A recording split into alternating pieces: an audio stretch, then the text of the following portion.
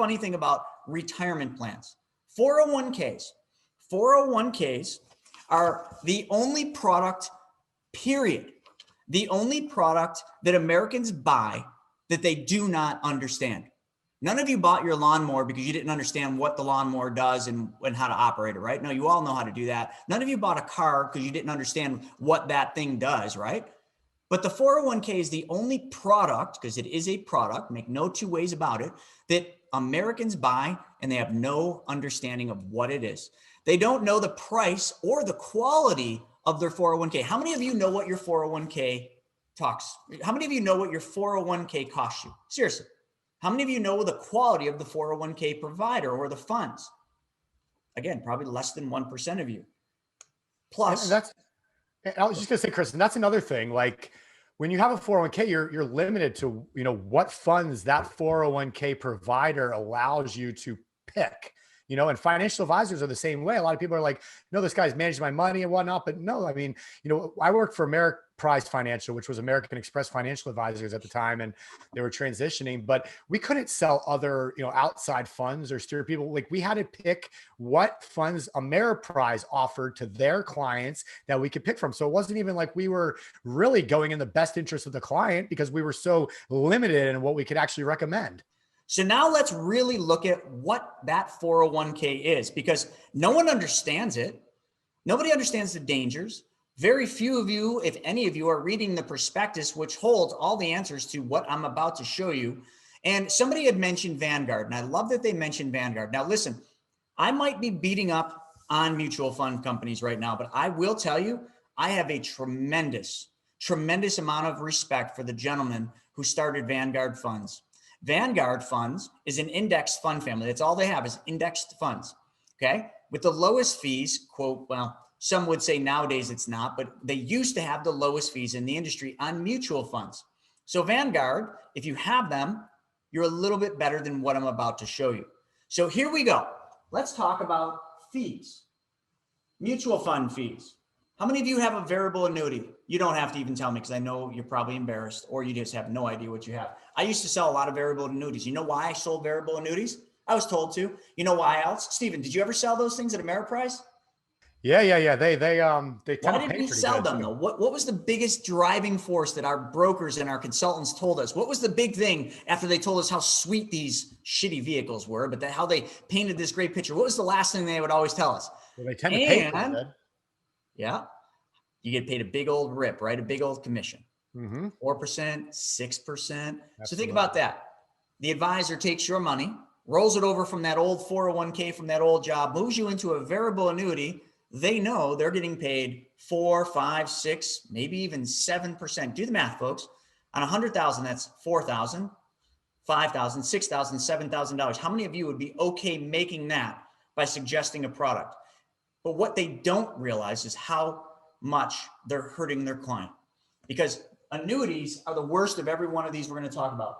And then ETFs and et cetera. So let me talk about the different things that most of you don't see when you look at it from a fee standpoint. And one thing, Chris, real fast. One thing I do want to just put a caveat on all this, okay? If somebody, it just reminded me that somebody said they've been with Ameriprise over 25 years. So if you have a financial advisor now, if you've been with a financial planning firm, we're not saying that's a bad thing, okay? Oh. What we're saying is for some people, that's fine. But guess what? Odds are not in your favor that that's going to turn out well for you, okay? But I also understand that being able to spend a couple hours a week to learn something new, being able to spend a few hours a month to implement a new strategy. Not everybody has what it takes to do that. So, it's not hard to I'll give you one example. It's not hard to join our private money club, spend 30 minutes on the phone with me, helping decide, what might work, going out, finding a place to invest your money that's going to pay you great returns. It's going to be secured in first position by a piece of real estate that's going to stay strong. So it's going to eliminate a lot of the risk.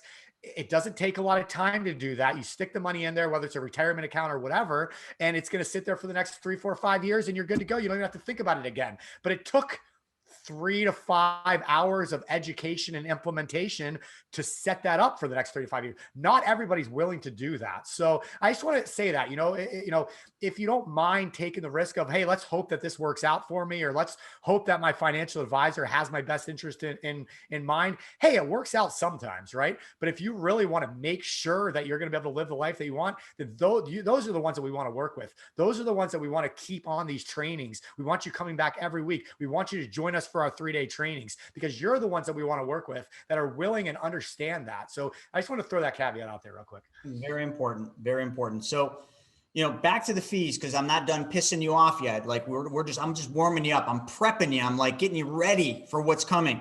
So what fees do you pay that you didn't read in that prospectus? Commissions. Yeah, you guys are like, oh, we already know about that. You and Steven get paid commissions on those banking policies. Indeed, we do. Markups from your broker dealer. What are those? Sales loads. You know what those are? Surrender charges on those annuities, those IULs, index universal lives, or those variable universal lives that everybody loves to sell in the broker world because they get paid a big commission. Operating expenses, 12B1 expenses, 401k fees, they're buried. You think 401k fees are free, or 401k plans are free? They're not. Do you think the company pays them, or you do? You do, of course. The participants pay for it. Why would the company pay for something that they tout as being like the greatest gift they could have given you? No, you pay for those.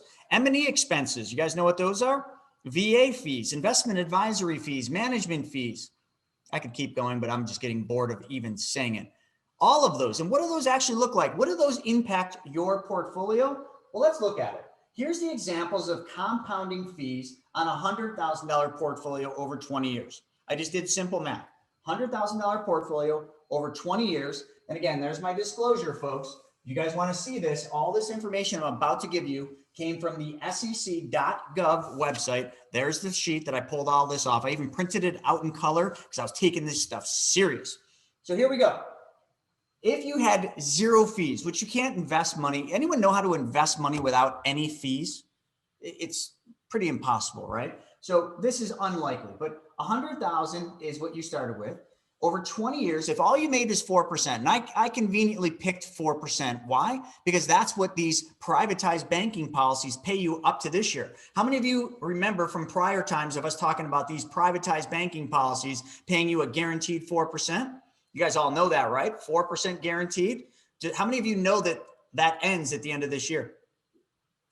Not if you already have a policy. That will be in perpetuity because you're grandfathered. But does everybody realize that at the end of this year, the government's 7702 will start being applied by insurance companies and the guaranteed interest rate is going to drop? Ding, ding, ding. The fire bells are going off. It's a fire sale. It is right. But that's where the 4% comes from. No fee.